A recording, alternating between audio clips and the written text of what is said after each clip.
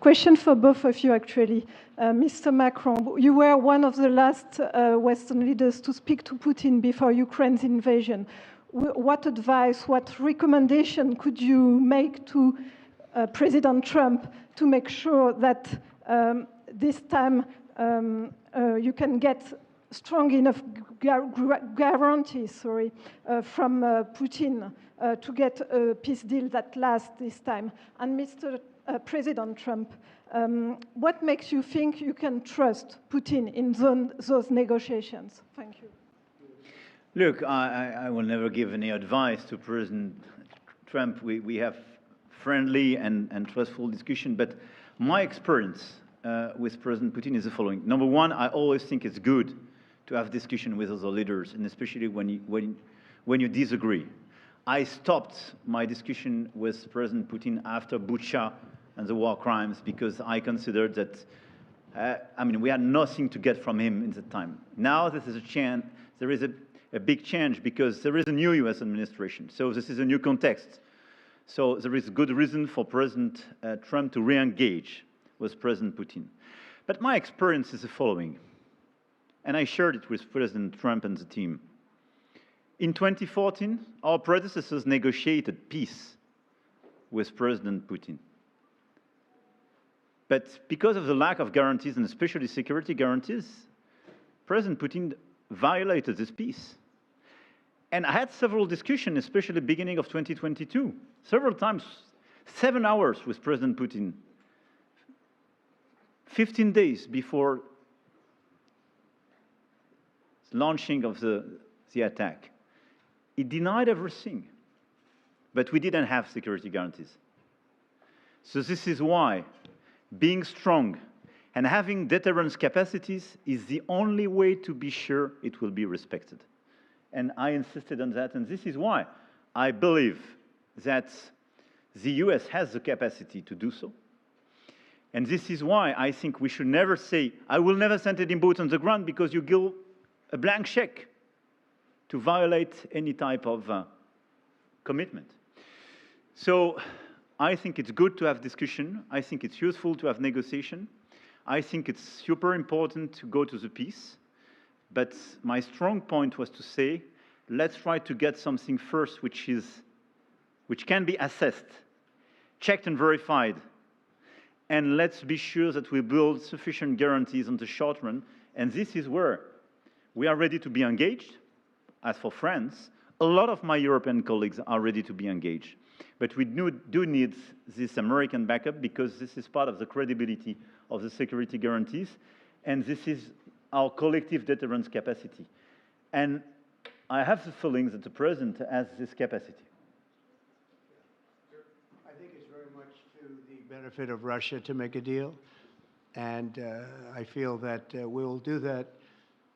It is what it is. Again, it's a war that should have never been started. It's a war that would not have been started if I were president. But it did start, and it's at a terrible level where cities are burned down and shot down to the ground. It looks like demolition sites, a whole big pile of demolition sites, and we got to get it stopped. Too many people, too much agony. The whole culture is destroyed when you rip down some of those ancient, really ancient or near ancient buildings. It's so sad to see, but I think it's very much to the benefit of this tremendous distrust on both sides.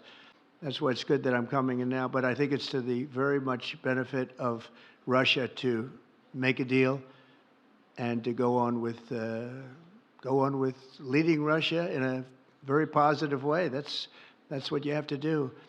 But I really believe that he wants to make a deal. Maybe wrong, but I believe he wants to make a deal. Yeah, go ahead, please. Mr.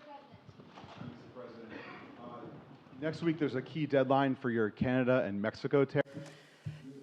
Pour les droits. I believe those countries have done enough on the border to stop those from taking effect.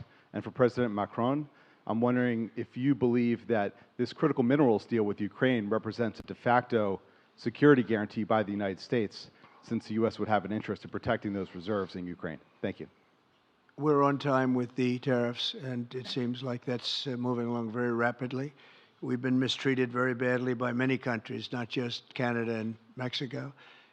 We've been taken advantage of. We were led by, in some cases, fools, because anybody that would sign documents like they signed, where they were able to take advantage of the American people, like has happened over the last long period of time, except for a little 4-year period that took place 4 years ago.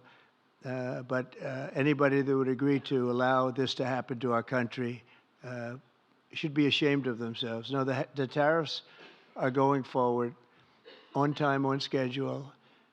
This is an abuse that took place for many, many years. And I'm not even blaming the other countries that did this. I blame our leadership for allowing it to happen. I mean, you know, who can blame them if they made these great deals with the United States, took advantage of the United States on manufacturing, on just about everything. Every aspect that you can imagine, they took advantage of. I look at some of these agreements, I'd read them at night, and I'd say, who would ever sign a thing like this? So the tariffs will go forward, yes, and we're going to make up a lot of territory. All we want is reciprocal. We want reciprocity. We want to have the same. So if somebody charges us, we charge them. It's very simple, but it'll be very good for our country. Our country will be extremely liquid and rich again. Plus, we're doing other things, as you know. We're finding tremendous waste, fraud, and abuse at levels that nobody thought possible. You're seeing what's going on. And that was also part of the Harvard poll. Do you agree with what President Trump is doing with Elon and others that are looking for the waste, fraud, and abuse? And the numbers were staggering. It was like 70% to 2%. Everybody wants to find out. They don't like it. And, you know, the radical left or whoever it may be starts screaming about the Constitution, but it has nothing to do with the Constitution. It has to do with fairness to this country. It has to do with being ripped off. And when you read the things that all of these billions, and I mean many billions, hundreds of billions of dollars have been spent on, that's all you have to do is stand up here and read them. I could stand up all day and read the kind of things where we're spending all of this money. The good news is that when you think of how rich a nation we can be when we get rid of this, you know, sometimes you'll buy a company and you'll see it was really well run. They accounted for every penny. Well, not much you can do there. You got yourself a bad deal. This one is the exact opposite. Tremendous fraud, tremendous waste. And when you think of what it is, you know, Elon uses an expression, caring. If we had people that cared, just cared a little bit when they did contracts, when they negotiated with outside vendors on behalf of the United States. That's what I'm doing now. I'm negotiating for the people of the United States. So we're doing a great job of it. I will say we found it'll be hundreds of billions of dollars of waste and fraud and abuse. Thank you. Please. Look, I think this discussion is a very important one. First, because it's important for the US, and it will be a good occasion for a first very important meeting between President Trump and President Zelensky. Second, I think there is a lot of economic upside on both sides. And third, de facto, there is a recognition of Ukrainian sovereignty, a recognition of the Ukrainian interests, and this is de facto a very important alignment of interests. Now, the security guarantees will be negotiated in due time in a full-fledged package of a peace security. But this peace, as it is now written and negotiated, and as this meeting is scheduled, is an important step forward, full-fledged peace agreement. Okay, please, go ahead. To the President. Monsieur le Président Trump. President Trump, President Macron. To make a deal with Putin. So when you do a deal, it's a win-win deal. What are you giving to him and what is he going to give you, to America? And I was impressed by the way you referred to Notre Dame and that you were impressed by the reconstruction of Notre Dame. A lot of Americans have sent money to Paris to participate to the reconstruction of Notre Dame. As a President of the United States, are you going to contribute to the reconstruction of Ukraine? Et Monsieur le Président Macron? President Macron, What for you is the main area of progress in your meeting with President Trump? Can you confirm that there is an agreement to send European peacekeeping troops? Will France participate in that? How many troops? What would they be doing? Would this represent a great danger to send French and European troops to Ukraine? Well, I guess it's a little strange question because you ask whether or not we're going to, on behalf of the United States, contribute to Ukraine. I mean, we're in there for about $350 billion. I think that's a pretty big contribution. I do appreciate the first part of your question, however, because I think they've done an incredible job with the Cathedral of Notre Dame. I think the president has done. I know he headed it up, and I know how hard he worked, and it took a period of time, but really not a long period of time considering what that was, so delicate, so beautiful. And I was there, and I saw the work, and I'm very good at construction. I know good construction. I know bad construction. They did a beautiful job, and this man has to be given a lot of credit for that. It's an incredible cathedral. Most people thought it couldn't be saved, and if it was, it would have to be built in a different form, and we didn't want to see a different form. We want to see the same form that you built. So I just want to congratulate you. That was an amazing job. I don't think you've gotten enough credit for it. Someday you will. Someday you will. Thank you, Donald. Merci beaucoup. Thank you very much. To go back to your question, today's discussion showed several areas of progress. First, we have been working a great deal with President Zelensky to have a proposal that's acceptable to Ukraine. President Trump has confirmed that he will be meeting with President Zelensky very soon to finalize the agreement on critical minerals and rare earths and to speak together about that matter. That's a very important step forward. The second thing is that during our discussions, we were able to go into some of the details about the proposal that we have just made to have a truce, a peace, and be able to measure that and then structure our discussions on that basis. France and several other European countries, along with Ukraine, are hard at work to build this lasting peace with very specific points, including security guarantees, the territories that belong to Ukraine, the issue of reconstruction, the economy, and critical minerals. We've been able to go into the details of those proposals. The third area of progress, which really mark a turning point, is the fact that we were able to talk about the details of the security guarantees. And the president has shown this over the past few days, and he said so a moment ago. We want peace. He wants peace. We want peace swiftly, but we don't want an agreement that is weak. The fact that there are Europeans that are ready to engage to provide for these security guarantees. And now there's a clear American message that the U.S., as an ally, is ready to provide that solidarity for that approach. That's a turning point, in my view. And that is one of the great areas of progress that we've made during this trip and during this discussion. When it comes to troops, in the past, a year ago specifically, we saw a reason to talk about sending troops for strategic regions.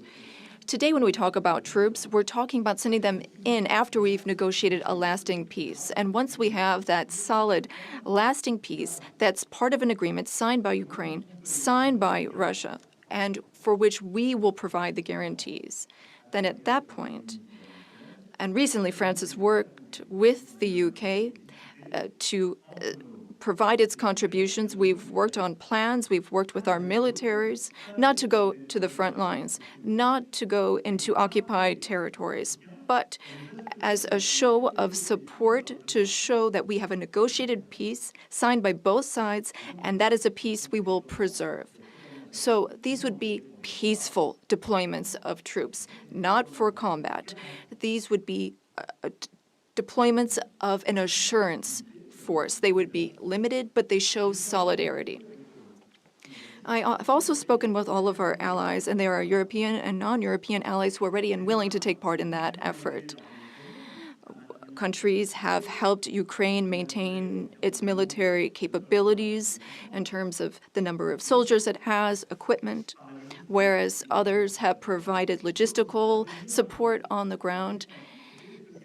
The question is whether or in what form the U.S. will contribute, and during our discussions, and during the discussions with Russia, we've understood that this would be acceptable to Russia, and that's a very important area of progress. And that means that in this context, the Europeans will shoulder their part of the burden, their share of the burden.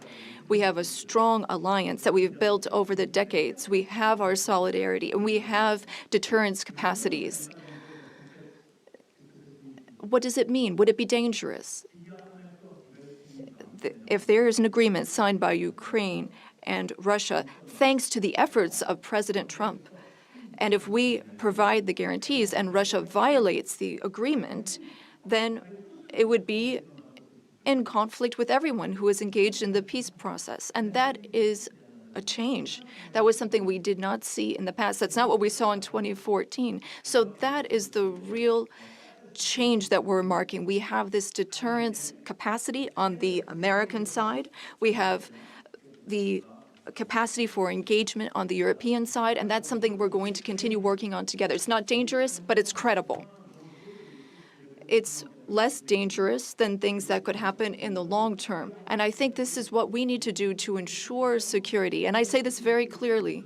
We're also talking about security for Europeans. I've been saying this for weeks now. If we do not guarantee the security of this territory within Europe, then how can we guarantee our own security for one and all? We live just 1,500 kilometers from Ukraine, and the Germans and Polish are even closer.